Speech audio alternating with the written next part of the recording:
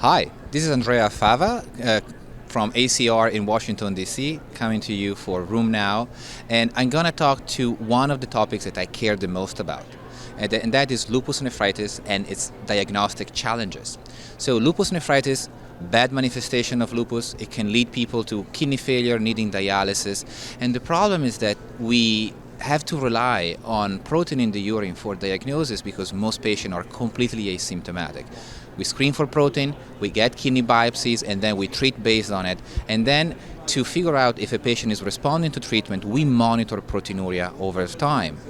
But that comes with the problem that proteinuria, so protein in the urine, does not reflect the inflammation in the kidney. And what do? We treat kidney inflammation with anti-inflammatories and immunosuppressant. And the data are telling us that if we follow protein, we are going to be fooled.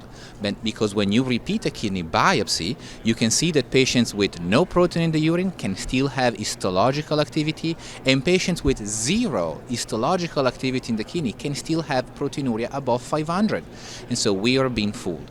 And so for the last many years, we've been working on a better way, and this better way, I believe, are non-invasive biomarkers. And we focused on urine because urine collects the byproduct of kidney inflammation, and you can collect it super non-invasively.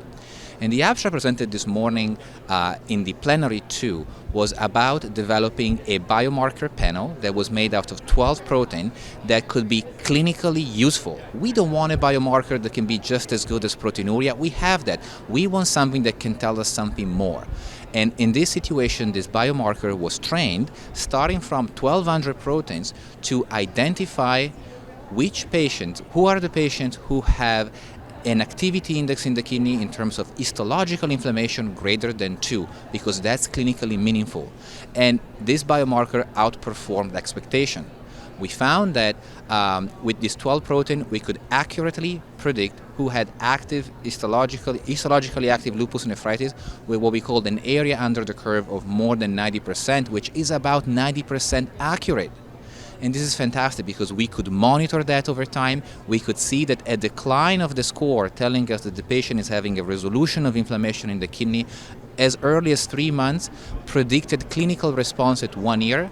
But even more exciting is that in patients who at 1 year of treatment still had the persistent elevation of the score telling us that there was persistent inflammation in the kidney, these patients were more likely to develop kidney function loss in the next 5-7 years, which is what we care about. And this bit of information was adding to proteinuria by showing that it outperformed proteinuria by combining it, which is telling us that is giving us a piece of information that we couldn't get through proteinuria and is clinically useful, and that could be used to aid diagnosis non-invasively. It could help us monitoring treatment response, change treatment and guide treatment, and perhaps even become the new treatment outcome.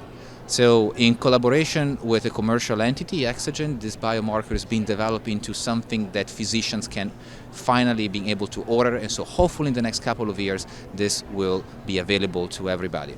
If you want to learn more about it, please go on roomnow.com. Thank you.